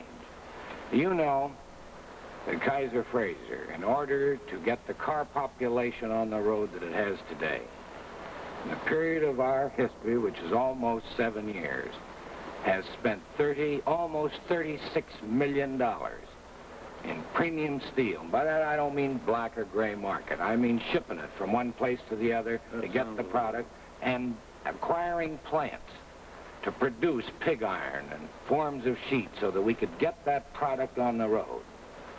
Well, now, I understand you're making progress. Is that right? We're making progress. A lot of people say, some critics of ours, that we're going broke, Bill. KF isn't going broke. Just make no mistake about that. I understand you and your tough old daddy have got your backs up on this thing. It's a matter of pride, and you're going to make it go. Is that right? That's right. By the way, what is that ornament in your lapel? It looks like a penny. Well, Bill, I know there's going to be a lot of Kaiser Frazer dealers that are glad you asked that question. Really? That's emblematic of the Henry J. Lowest price. And you see that? Get your hand out of the way. Full-size, quality car that operates for less than penny a mile. Gee, that's quite a commercial. If I don't wear that, or anybody else in the organization, we're fined a $1 bill. Is that so? Is this, what's that? Is that a Henry J? That's a model of the 1952 Henry J. Well, it looks like a good car, and I know your product is good because I am familiar with it. I'd like, Edgar, if I don't sound too personal, to ask you a personal question. You're the heir apparent to this tremendous empire, which, as I said a moment ago, amounts to $600 million, and I don't know how many different industries. I think most of the people think that the great family fortunes of this country were made back in the 18th and 19th centuries, and outside of the Ford family, haven't been made since and can't be made. But here's one that has been made, and you're going to step into all this tremendous responsibility. How in the world do you feel? Are you afraid of it? No, I'm not afraid of it, but Bill, there's not just one Edgar Kaiser, heir apparent. First, I've got a brother, Henry Jr. Well, I know that. But more importantly, there's about 200 young men that have been with my father and under his direct personal training for almost 20 years. We're a team. He refers to all of us, Henry, my brother, and me, and them, as his boys, his sons. And he always tells us one thing. He says, boys, I can't leave you physical things, but if I teach you how to work, I've left you everything. That's a perfectly wonderful and inspirational. Well, you know him, Bill. And I think a very helpful statement that we all can well afford to take to heart. What kind of shape is he in? Excellent. Needliness every day. This great team really stands ready to move in. It's trained and it's loyal, I assume.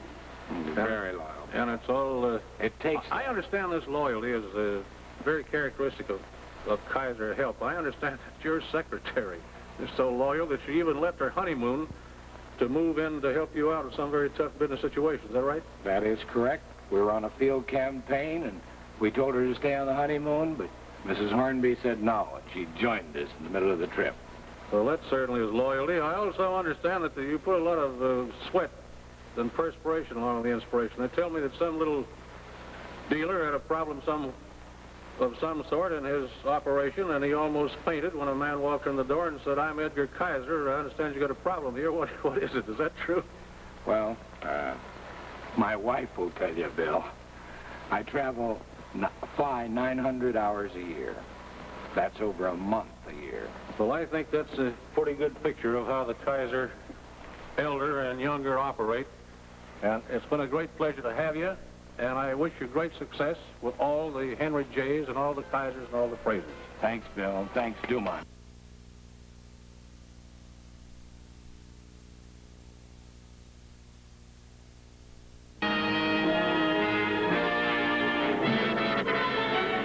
The story of Kaiser Frazer at Willow Run. Production expertly planned. Kaiser Frazer planned. Producing Kaiser and Frazer cars as fast as quality production permits. In making cars, if the supply of parts breaks down, production stops. To keep their production lines moving, Kaiser Frazer not only buy from many suppliers, but manufacture many parts themselves. They control vast sources of essential raw materials. They control steel plants and rolling mills. A complete engine plant. They make their own bodies at Willow Run. Kaiser Frazer make many of their own parts, and so help ensure the supply of materials from beginning to end of their production line. And that's part of the story of what's being done at Willow Run in Michigan, the basic production story that explains why Kaiser Frazer dealers can and are delivering now. Yes, go to your Kaiser Frazer dealer. You can choose the car you like best. The Kaiser, the Frazer. And remember, your Kaiser Frazer dealer is delivering now.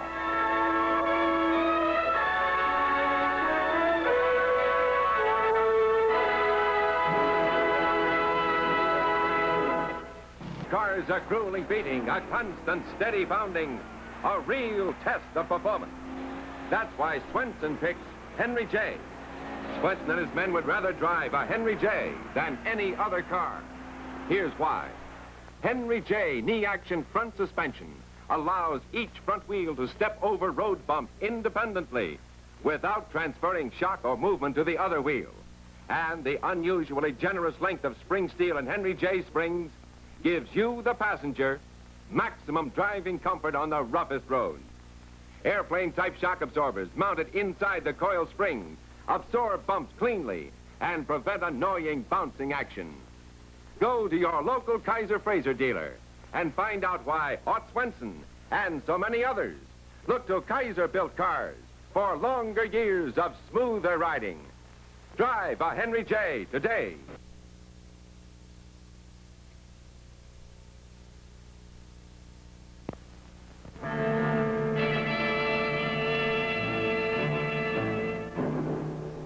Your local Kaiser Frazer dealer, the man who brings you America's outstanding cars, the beautiful Kaiser and the thrifty new Henry J. presents The Adventures of Ellery Queen.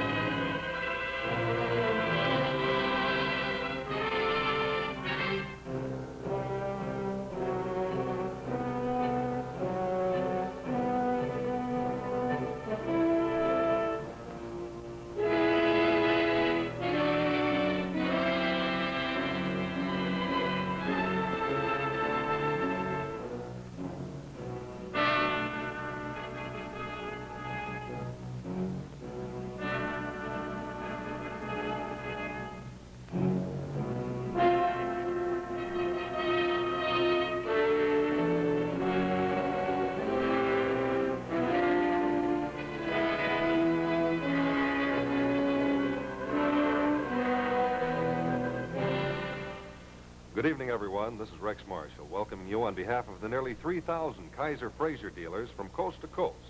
You know, friends, it is a fact that the Henry J. is America's #1 buy. It's #1 for economy, and I'm here to tell you that it's #1 for ruggedness, too. Now, as an example of that ruggedness, I'd like you to take a look at these two pieces of body steel right here. You'll notice that they're both the same heavy gauge of steel. Well, sir, this piece here is from the Henry J. Now, just take a look at this one over here. Same heavy gauge of steel, and yet it comes from the body of a car costing $1,000 more. So you see, that illustrates how the Henry J is built to the same rugged standards as the most expensive cars. And that's why you'll enjoy years and years of dependable, trouble-free driving. Why, that Henry J is designed and engineered to stand up under the roughest punishment. Even this concrete pretzel bender can't twist the body or throw it out of line. The Henry J's doors fit smoothly. Not a bolt out of line, not a joint out of kilter. Yes, sir, it's been proven on the testing ground, proven on the road. The Henry J is America's #1 buy. And incidentally, I want to point out to you that with just an average trade-in, you can own the Henry J for as little as $34 a month. And what's more, you can drive it for only a penny a mile for gasoline. So don't wait, will you? Pay a visit to your Kaiser Frazer dealer tomorrow and drive the amazing Henry J for yourself.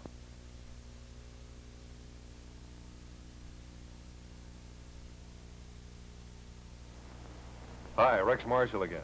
You know, I think I'd kind of rather be alone than spend any time with that Anita. Nice young lady to avoid.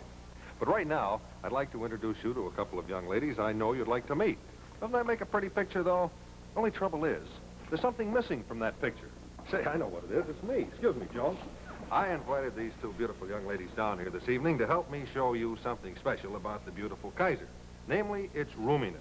Now, this is what they call the lounge comfort seat. Nice, isn't it? You see, there's plenty of room to spare because the seat is over 5 feet wide, and it extends across the entire interior width of the car. Now, what's more, this rear seat is curved, so that 3 big people like myself enjoy more hip room, more shoulder room. Yes, the big, beautiful Kaiser is designed to give you a more comfortable, relaxing ride hour after hour. Yes, it lets you take even long trips without feeling cramped up and worn out. So you see, the Kaiser gives you extra roominess all around. And you know that extra roominess means extra value for your car dollar. Say, speaking of extra value, I want to remind you that even though the prices of 14 other makes of automobiles have already been raised, so far Kaiser Frazer has not yet raised its prices. So don't wait, will you? Visit your Kaiser Frazer dealer tomorrow for sure.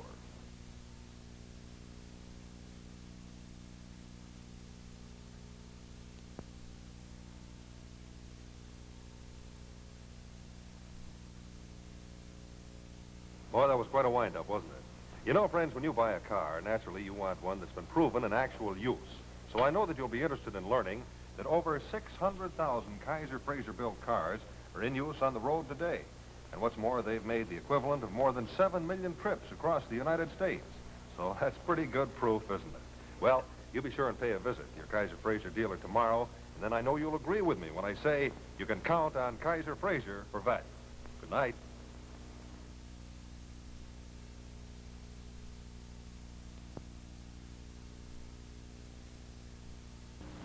Now the safety of your own home is yours on the road in the beautiful new 52 Kaiser Manhattan. Yes, Kaiser's anatomic engineering gives you the greatest safety advance in 30 years. The world's safest front seat with 7 great new safety features. First, Kaiser engineers give you a cushion-padded instrument panel with all instruments recessed. Emergency brake is at your right hand for easier reach. Corner posts are slimmed down and slanted back. The world's largest one-piece windshield designed to pop out in emergency. Greater leg room and posture control seats to brace and cradle your weight safely. Yes, it's here today. The world's safest front seat to give you a new peace of mind, a new kind of driving, and a new world of beauty in the world's most advanced new car, the new 52 Kaiser Manhattan. Drive it today. What's the nation's new favorite? What's the car all America loves to drive? What's America's #1 buy? It's the thrilling new 52 Henry J. Corsair. Let's go, Bob. Today's my day to break 80. I see we're taking the Henry J. You bet. I'm going to leave the gas heater in the garage. Besides, the Henry J's more fun to drive. And to tell the truth, this ride circles around the other car. Yes, owners say their new Henry J rides better than cars costing twice the price. Even on the roughest roads, the new Henry J zips along, thanks to new velvet road springing that soaks up the bounce and gives you a wonderfully smooth and steady ride. Yet it costs less to buy, less to drive, less to maintain. No wonder the Henry J is America's new favorite. Yes, this is the car that belongs in your garage today. The new 52 Henry J. Stop taking chances on the road. Start driving America's first safety-first car, the new 53 Kaiser Manhattan. Only Kaiser gives you the world's safest front seat, the great new safety advance commended by Parents Magazine. Kaiser gives you the world's largest windshield, safety-mounted and designed to push outward under severe impact.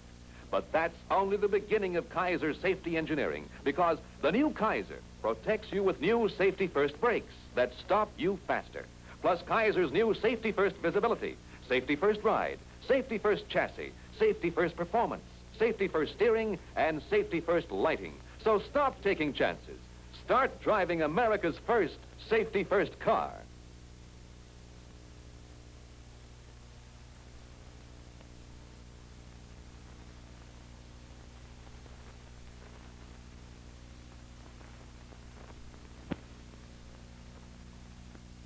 Easiest Street. You're living on Easiest Street when you own the new 53 Henry J. Corsair, the car that's easiest to own, easiest to run. The Henry J is 39 ways finer for 53. Here's what one smart lady says about her new Henry J. It's certainly the easiest car to handle, even in the heaviest downtown traffic. My Henry J steers so easily, and it turns around in the shortest circle of any car. That's why it parks so easily in spaces that other cars can't manage. My Henry J's a dream, all right. It's the easiest car to handle. What's more, it's easiest on my pocketbook. Costs only 1 penny a mile for gasoline. No wonder folks everywhere are moving to Easiest Street. It's time you move to Easiest Street, too.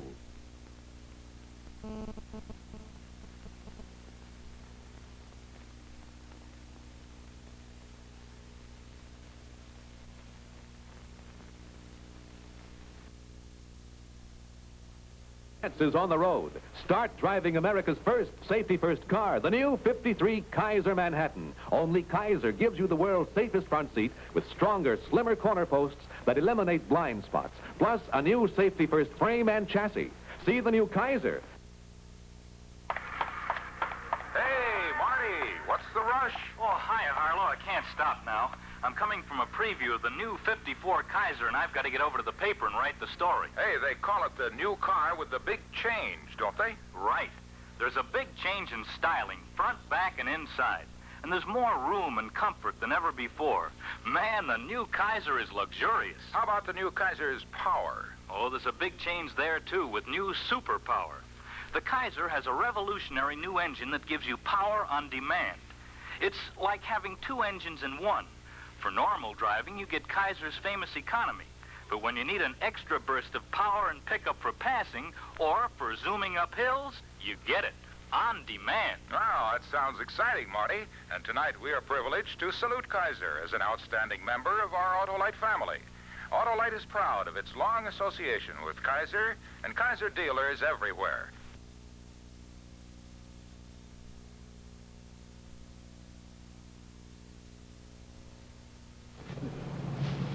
This is a 1949 Fraser owned by Art Sabin. And Art, this is an absolutely beautiful car. Thank you. Thank you. This is a convertible, and from 1949, it had to be really a real whiz on the street. Well, it was built. There were only some 65 of them built. And it was the first four-door convertible between the pre-war period and 1961, when Lincoln brought out its four-door convertible. The car was literally hand-built. That is, they would pull a car off the line after it had been pretty well finished and cut the top off of it and reinforce the car and then build the interior and build a mechanism to make it into a convertible. They also added, and most people don't realize that it was around at that time, but they had windows that were operated with the same pump as the top, so that they were hydraulically operated windows. Let me show you. The window is going down. The window goes up, and that noise was the pump. It's the same pump that operates the top. It is the rarest of the Kaiser Frazer cars, and considered by virtue of its lines and its general appointments and accoutrements the most valuable of the Kaiser Frazer cars. They built, after all, almost 1 million cars, and this is considered the most desirable. What would this car sell for back in 1949? $3,200, which was about, well, within a matter of $500 of what a Cadillac would cost, a Cadillac convertible. And allegedly, there is no absolutes to this, but allegedly they lost $5,000 on every one that they built, even after selling it for $3,230. Why is that? Why would they? Because it cost them so much to build it. For example, the frame is reinforced with a Packard-type frame. That is, the manufacturer of frames for four-door convertibles, the best manufacturer, made them for Packards, the old 1930s Packards. Kaiser Frazer needed that reinforced frame. The Packard people would only sell 1,000 of them. Now, it's an interesting story. What happened if they built 65 of these and 43 Kaisers and, well, less than 100, and then less than 200 convertibles between 1949 and 1951. They only built the 49s, 50s, and 51s. What happened to the rest of the frames? Who knows? But they paid $600 a piece for 1,000 frames. So they just lost money. It was a method of getting people into the showroom. They figured they'd build a few of these cars, send them out to the dealers, and they'd bring them into the showroom. Because in 1949, Kaiser Frazer, only one style of car, and that was the four-door style. So they started building variations. You may have seen a Traveler, which is a four-door with the hatchback, America's first hatchback. And they built the convertible, and then they built America's first hardtop, the Virginian. So they were really trying to vary the theme, use the basic four-door car and create variants.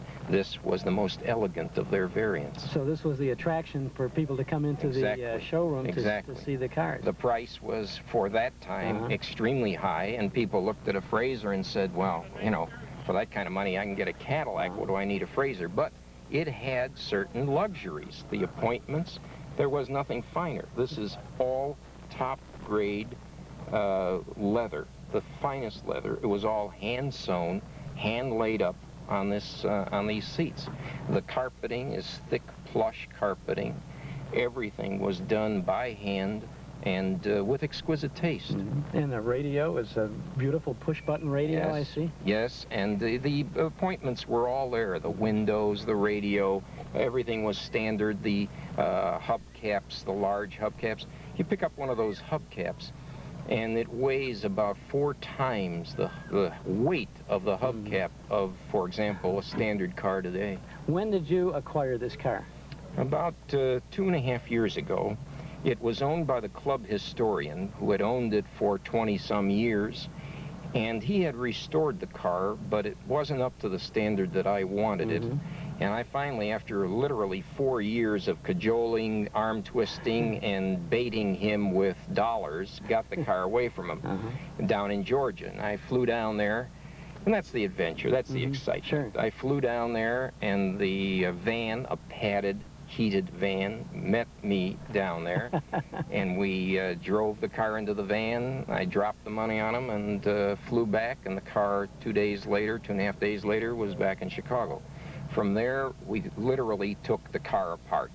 As a matter of fact, I have pictures of it apart to the extent that I was fearful we'd never get it back together again. There were parts, the thing was just taken apart. And by the way, the hydraulic lines in this car that run all over the thing make it look, when we had it all apart, the seats out, everything out, looks like a destroyer at least, you know, with all these lines running around.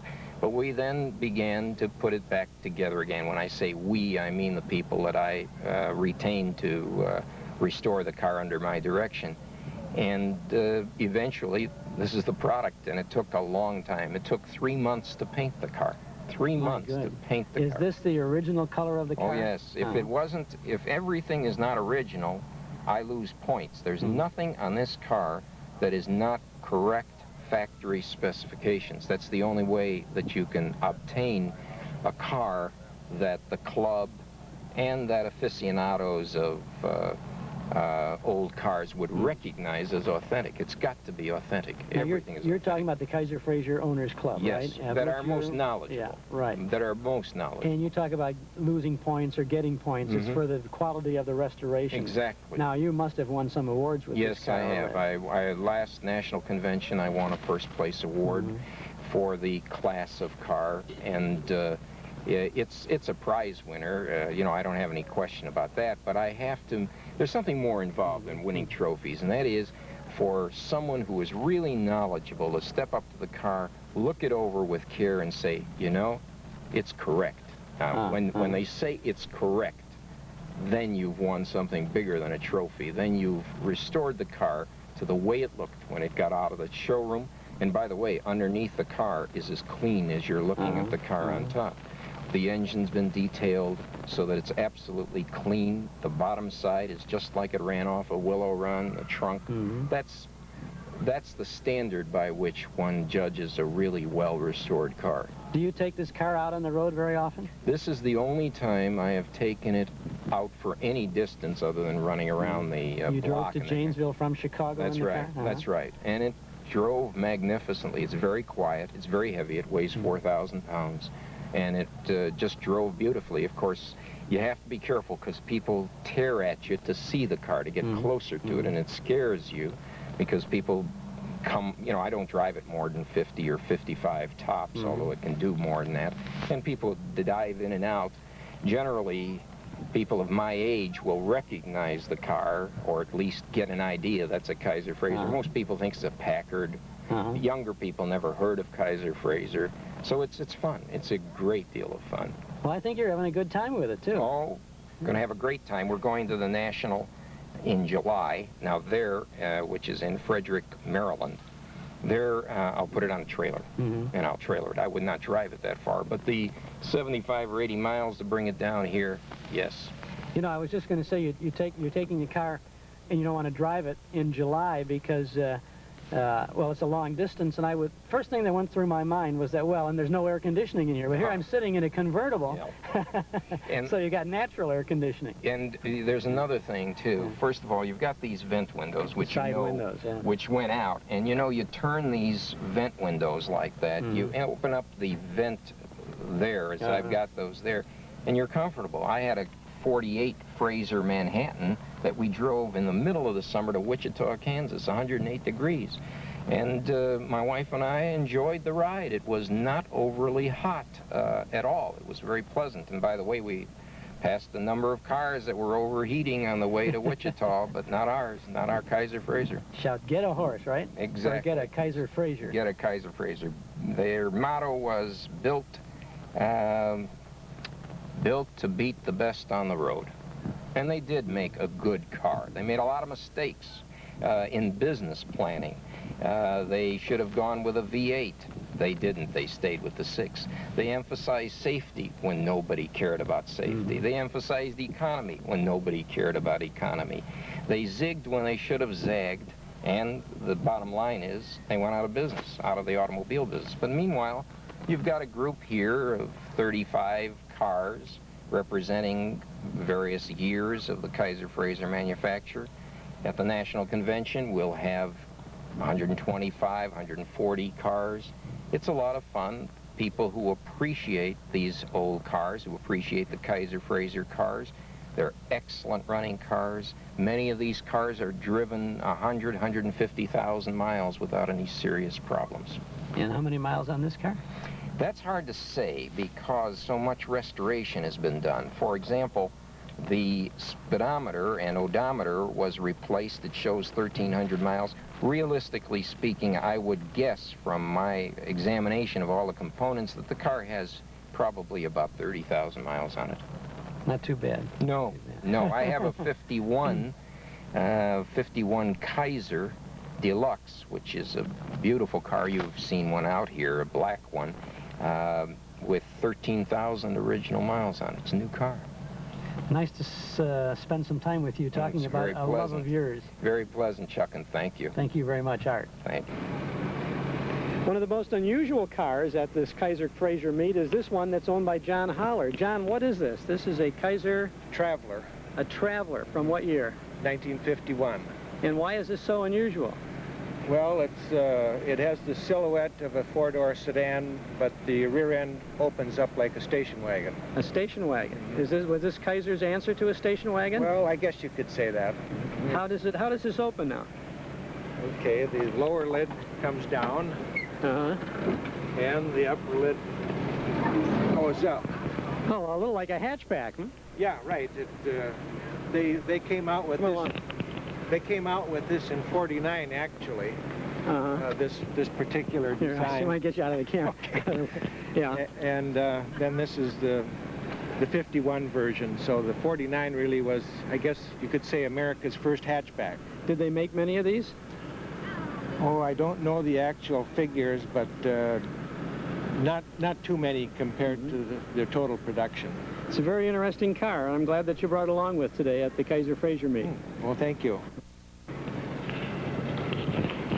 This is a 1954 Kaiser Darren, and we're talking to Ernie and Shirley Ballrood, who are the owners of this car. And Ernie, this is a fantastic sports car for that period of time. Where did you acquire this thing? This car come from Curtis, Ohio about 5 years ago. We bought it off a gentleman down there. We're second owners of the car, and we've drove it, in excess of 5,000 miles since we've had it. This is rather unique for the Kaiser Frazer line, isn't it? Yes, it is. It's an all fiberglass body. It has sliding doors on it. It was comparable. We like to think it's better than the Corvette when it first came out. But it's similar to that. It's a sports car. And the name Darren? Darren comes from Dutch Darren, who was the designer of the car, worked very close with Kaiser Frazer products from '47 through 1955. It was way ahead of its time with this car, wasn't it? Yes. Has a 161 cubic inch engine, 3-speed and overdrive, like again, all fiberglass body. The most unique thing about the car, of course, is the door.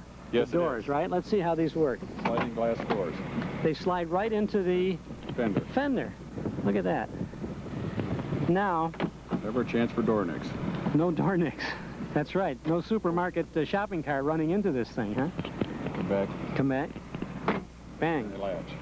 Now, there's a top for this.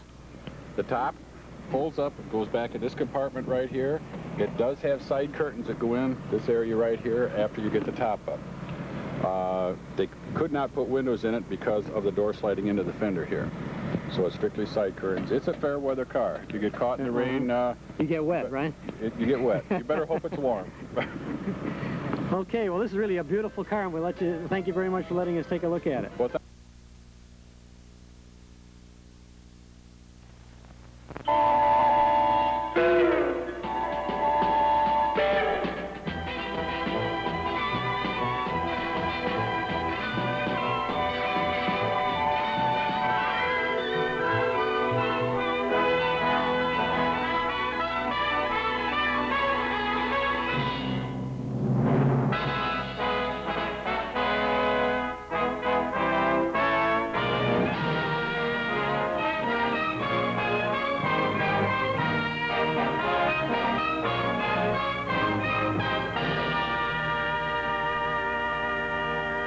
The Lloyd Bridges Show, brought to you by Kaiser Aluminum, Willys Motors, Kaiser Engineers, members of the worldwide family of Kaiser Industries.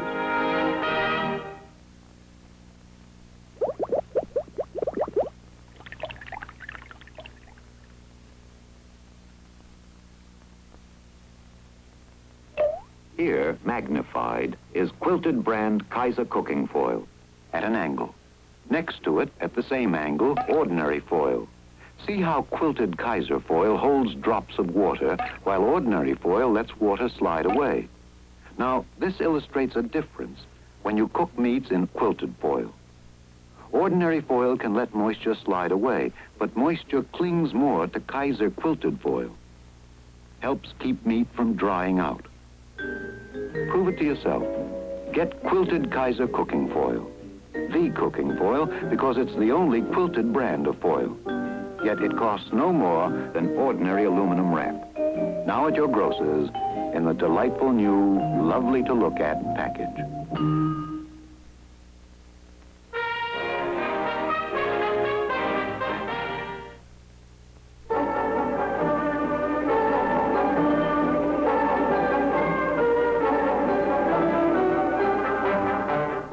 Jeep is on a whole line of vehicles. The Jeep Universal. The Jeep Utility Wagon.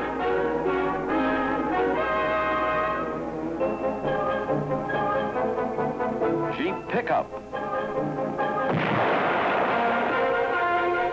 Jeep FC 170. And there are many more. The Jeep line is the biggest line of four-wheel drive vehicles in the world. The word Jeep on a vehicle means it's versatile.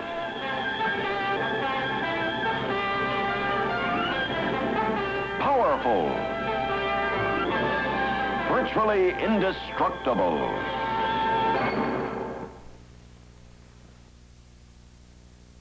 Now, an important benefit for all women who cook, bake, and roast. A superior kind of strong, pure aluminum foil. The only foil that's quilted for better baking and roasting. It's Kaiser cooking foil in the new decorator package. When you bake with Kaiser cooking foil, even sticky caramel rolls, quilts raise the food, help to prevent sticking. See? No stick and no messy pan to clean. When you roast with Kaiser cooking foil, quilts keep the meat from drying out, trap moisture, hold in the vitamin-rich juices. Result? Tastier, more tender meat. So for better roasting and baking, use Kaiser cooking foil. The cooking foil, because it's the only one that's quilted. Now at your grocer's. Costs no more than ordinary wrap.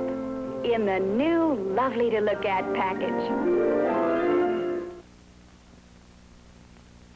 The Lloyd Bridges Show was brought to you by Willys Motors, Kaiser Aluminum, Permanente Cement, members of the worldwide family of Kaiser Industries.